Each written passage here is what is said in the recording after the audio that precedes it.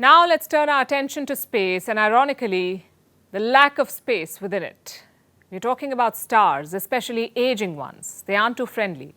They despise making space for their neighbors. As they grow older, they increase in size. Eventually, they swell so much that nearby planets do not have enough room to exist, and they're swallowed whole by stars.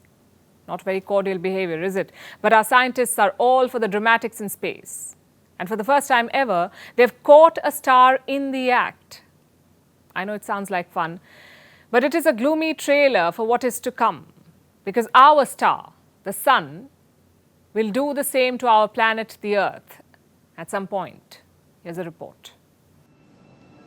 Have you ever used public transport during the busy hours of the day? If yes, you know all about making room for fellow passengers. There's a lot of squishing and adjusting. It can be frustrating. You're asked to move a little here and shift a bit over there, despite a clear lack of space on the bench. In that moment, does an angry thought cross your mind? Maybe you want to snap at the pushy person. Maybe you want to avoid eye contact. But do you ever want to swallow them whole? Eat them up? Not really, right? At least we hope not. Because on this planet, we treat each other with respect.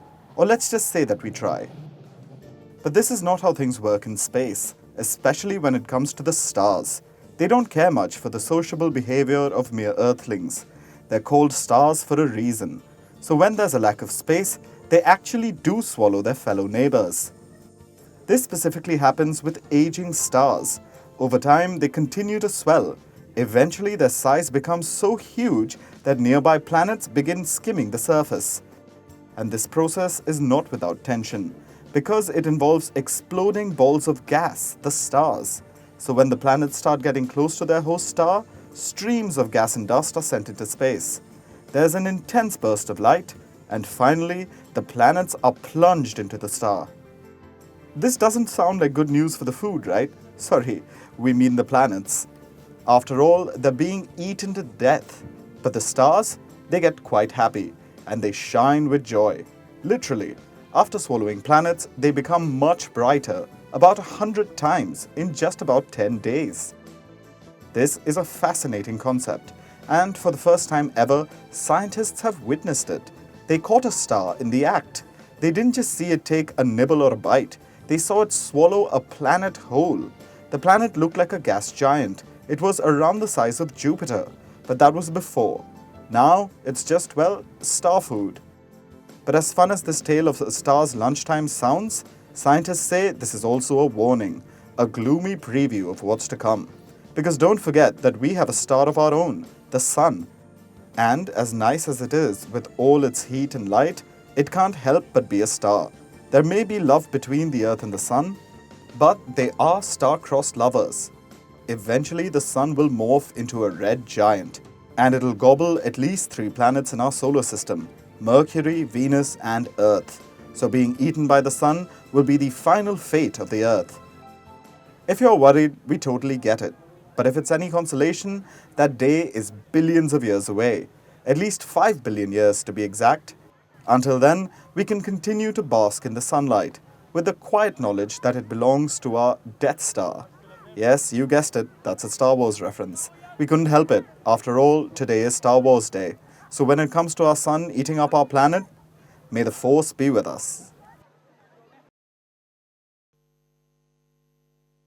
Just one more day for the coronation. The UK government is equal parts excited and worried. Excited for the new king, worried because he's not so popular. Republican groups are planning a big protest on Saturday. At least 1,000 people will hit the streets. It promises to be a PR disaster for London, and you can see why. There's a camera and a journalist on every street. If there's a protest, they will capture it. And that's what Britain is trying to avoid. How? By implementing a new anti-protest law. It was being debated for a long time, but on Wednesday, the UK government fast-tracked it. Talk about perfect timing. The coronation is on Saturday and the law gets implemented on Wednesday. But if you ask the British government, they say it's a coincidence. So what exactly does this law say?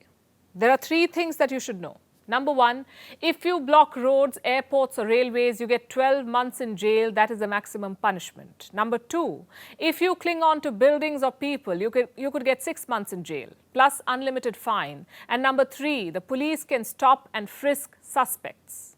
How do you define suspects? Well, the cops decide that. This hurried decision by the UK government reveals two things. A, they're scared of the Republicans. The Home Office has even written a letter to them. It warns against disrupting public events. And B, Britain's utter hypocrisy on public protests. The Security Minister has defended this new law. He says it won't curb demonstrations. Listen to this. Anti-monarchists would still have the liberty to protest, but they would not have the liberty to disrupt others. That's where we are drawing a difference. Well, nothing wrong with that. Protests do tend to spiral out of control. One moment, there is a peaceful sit-in. The next thing you know, your biggest highway is blocked. Stuff like that is a headache for common people. Plus, it doesn't actually solve anything. So putting reasonable restrictions on protests is not really wrong. I underline the word reasonable. But Britain was not so understanding when protests happened elsewhere. You may remember the farmer protests in India. One of the key roads near the national capital was blocked. What was Britain's response then? They decided to debate the issue in the House of Commons. British MPs criticised India's handling of the protests. The year was 2021. Now imagine the opposite happening. Imagine the Indian Parliament debating Britain's new anti-protest law, or Indian MPs defending the rights of Republican protesters. It won't happen because it's absurd, because it's none of New Delhi's business. Western countries love to lecture on freedoms and democracies, but within their borders, they love cracking down. Remember these pictures from Canada? They're from last year's anti-vax protests. Justin Trudeau's cops were on a rampage. They used tear gas and batons to disperse the protesters. Now, we don't agree with their cause, but we have to ask, what happened to Trudeau? In 2021, he advised India to use democracy and dialogue. The very next year, he forgot both. Same with France right now. The pension protests are never ending. There is violence and destruction on the streets of Paris. But how many times has President Macron met the protesters? Did he prefer talks? Or did he bulldoze the law through parliament? He did the latter. Macron stuck to his reform. He is even targeting journalists who took part in the protest. Last month, a French publisher was arrested in London. He was held on charges of terrorism. His crime? Taking part in the pension protests. It tells you a lot about Western double standards. And we're not saying that their restrictions are wrong. Blocking roads is indeed a public hassle. So is destroying property or peddling vaccine hesitancy. We are saying measure every country by the same yardsticks. If blocking roads in Britain is not okay, why is it okay in New Delhi or Colombo or Bangkok? Anti-monarchy protests have really exposed Britain's insecurity. For all the talk of royal solidity, they're scared. Scared about 1,000 odd protesters on Coronation Day. Now, I've seen governments defend new laws and reforms against public backlash. It happens all the time in democracy. But in London, the government is defending the past, something they did not start, and something they have no plans to end. Now, imagine a child, barely 10 years old, sweeping the floor at a restaurant, toiling away in the dead of night. What image comes to your mind? Or rather, where do you picture this happening? In the United States of America? Because that's where this report comes from. Two 10-year-olds were found working in a McDonald's franchise. 10-year-olds were found cleaning the store, operating cash registers and serving food, sometimes as late as 2 a.m.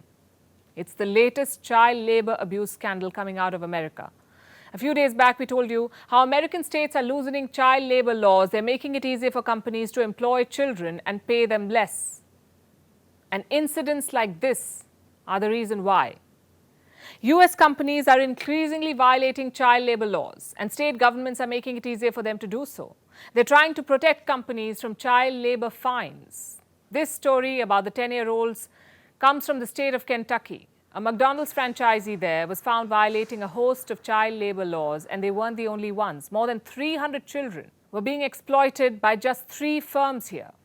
All of them were McDonald's franchisees. They let minors operate machinery prohibited for children. They had them work beyond permissible hours, sometimes even during school hours. This violates all American federal laws about employing children. The laws clearly state that work must be permitted outside of school hours. Work must be performed, rather, outside of school hours, and children cannot work more than 3 hours on a school day. They cannot work more than 18 hours in total during a school week. The US Labor Department came out with a statement. A local official said, and I'm quoting, "Too often employers fail to follow the child labor laws that protect young workers. Under no circumstances should there ever be a 10-year-old child working in a fast food kitchen around hot grills, ovens, and deep fryers." And what are the consequences for such employers? Well, fines usually. In this case, the fine was hefty. The 3 McDonald's franchisees have to pay over $212,000. The firm employing the 10-year-olds will pay about $40,000. If they pay, that is. Because the franchisee is refuting the charges. It says the 10-year-olds were the children of a night manager, and that their parent brought them to work without informing the management, which does not really explain all the other child labor violations, more than 300, or the fact that these children were allowed to operate dangerous equipment. The Department of Labor official has said further, and I quote, "We are seeing an increase in federal child labor violations, including allowing minors to operate equipment or handle types of work that endangers them or employs them for more hours or later in the day than federal law allows." Let me show you some numbers. In 2022, the number of children working hazardous jobs went up by 26%. Illegal instances of employing minors was up by 37%. Penalties over child labor went up by 29%. So basically, child labor violations are on the rise in America. Companies are exploiting children. What's their excuse? Labor shortage. US companies cannot find enough cheap labor, so they're going after children. It's the same story across states and industries, and firms continue to break the law. The worst part is that some states are making it easier for companies to get away with all of this. And let me repeat, all of this is happening in the US. And it's not like child labor is unique to America. It's most likely worse in many other countries. But for a country that loves to lecture others on human rights and child rights and all kinds of rights, America is living in a glass house. Email exchanges from inside the BBC, they talk about the risk of violating Indian laws. It's easier to rake up the freedom of speech debate, but does it give anyone a free pass to knowingly violate the law? America supports India because it needs India's support in return. And India is working with the US because it suits India's interests. This is how geopolitics works. Last night, he diffused a crisis with his defense minister. But today, Netanyahu was confronted with a new problem. His cabinet seems to have rebelled against him. The UK is looking at the Indian subcontinent to fill its coffers. That India seems to be negotiating from a position of power, like a partner and not a former colony.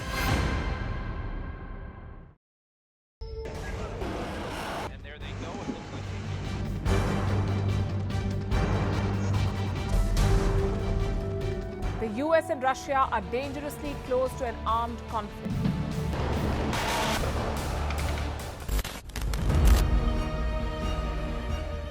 This year, 2023, New Delhi will be the capital of global diplomacy. For a country as diverse as ours, with 88% of the population illiterate, it was a very big deal to write a constitution, and that too, the world's largest. Meanwhile, if we may, here's a Republic Day gift from India for the BBC. A list of suggestions for the BBC for their upcoming documentaries. Number 1, the Kohinoor and the colonial loot. Number 2, an outdated monarchy and unhealthy obsession with the royals. Number 3, racism in 2023. We're waiting.